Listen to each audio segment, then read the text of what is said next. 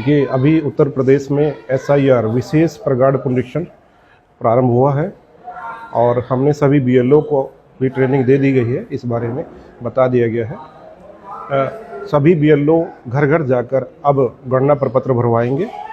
गणना प्रपत्र के प्रिंट BLO को 2 कॉपी में उपलब्ध करा दिए जाएंगे और उसी में वो जो भी मतदाता के पास लेके जाएंगे, मतदाता उसमें अपना विवरण अंकित करेगा। उसमें कुछ बातें जो पहले से प्रिंटेड है, उसका मतदाता का नाम, उसका EPIC नंबर, आधार नंबर, ये सब पहले से है। पुराना फ़ोटो लगा है, उसमें नया फ़ोटो लगाएगा और अपना विवरण उसमें थोड़ा अंकित करेगा। अब विवरण अंकित करने के बाद 2003 की वोटर लिस्ट में यदि उसका नाम है तो उसका पूरा विवरण, उसका नाम, उसका EPIC नंबर वो उसमें अंकित करेगा। और यदि उसका नाम वोटर लिस्ट में नहीं था, उसके माता या पिता में से किसी का नाम वोटर लिस्ट में था, तो उसका विवरण भी उसमें अंकित करेगा फॉर्म में। और यदि माता पिता नहीं तो दादा दादी का भी उसमें विवरण अंकित करेगा और उसमें अपने हस्ताक्षर करेगा। मतदाता नहीं है तो उसके परिवार का कोई भी वयस्क सदस्य जो उसका पारिवारिक सदस्य है वो उस पर अपने हस्ताक्षर करेगा या अंगूठा निशानी लगाएगा। उसके बाद BLO के द्वारा वो प्रमाणित किया जाएगा और उसके बाद वो फॉर्म जमा कर दिए जाएंगे। यदि मतदाता का जन्म 1/7/1987 से पूर्व हुआ है तो उसे एक अपना शपथ पत्र, कोई भी अपना प्रमाण पत्र, 13 प्रकार के अभिलेख हैं, मैं अभी बता दूंगा उसके बारे में कौन कौन से प्रपत्र हैं, उनमें से एक देना होगा। यदि उसका जन्म 1/7/87 के बाद और 2/12/2004 के बीच में हुआ है तो उसे अपना प्रमाण पत्र तो देना ही पड़ेगा, साथ ही अपने माता या पिता में से किसी एक का प्रमाण पत्र देना पड़ेगा। और यदि उसका जन्म 2/12/2004 के बाद हुआ है तो उसे अपना प्रमाण पत्र देना पड़ेगा, साथ ही अपने माता का और अपने पिता का, दोनों का प्रमाण पत्र भी उसके साथ संलग्न करना पड़ेगा। इसके लिए ERO यानी कि SDM के स्तर से नोटिस जारी होंगे जब भी गणना प्रपत्र जमा हो जाएंगे कार्यालय में।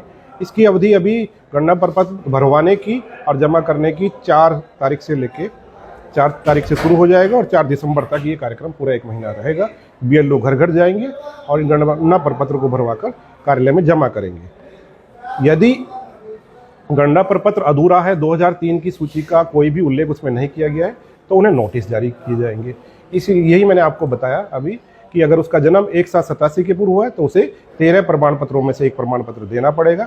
और यदि 1/87 के बाद और 2/12/2004 के बीच में हुआ है तो उसे अपना प्रमाण पत्र देना पड़ेगा, साथ ही अपने माता या पिता में से किसी एक का प्रमाण पत्र देना पड़ेगा।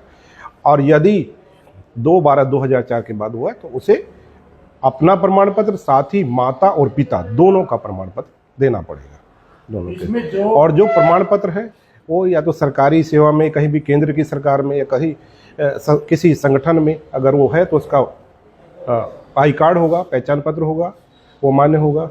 उसका जन्म प्रमाण पत्र होगा, उसे आवास से कोई पट्टा है तो वो मान्य होगा। यदि उसे वनाधिकार क्षेत्र का कोई प्रमाण पत्र वो मान्य होगा। कोई जाति प्रमाण पत्र जारी हुआ तो मान्य होगा। और उसके अलावा आवास का, निवास का प्रमाण पत्र हो वो मान्य होगा। ड्राइविंग लाइसेंस मान्य होगा। 13 प्रकार के हैं प्रपत्र, वो मैं आपको उपलब्ध करा दूंगा।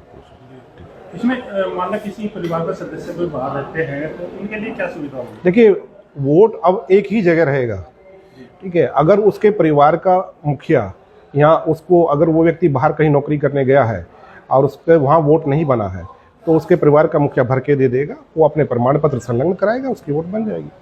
इसमें एक ही रहेगी। इसीलिए इसमें धारा 31 के तहत सजा का भी प्रावधान है। ये घोषणा पत्र अगर भरता है व्यक्ति या मतदाता और वो गलत सूचना देता है तो उसमें 1 साल की कैद का प्रावधान है, ठीक है। और यदि BLO के द्वारा या हमारे द्वारा या किसी के द्वारा भी गलत वो किया जाता है तो उसमें भी सजा का प्रावधान है, उसमें 2 साल तक ये कैद का प्रावधान है, ठीक है। तो इसलिए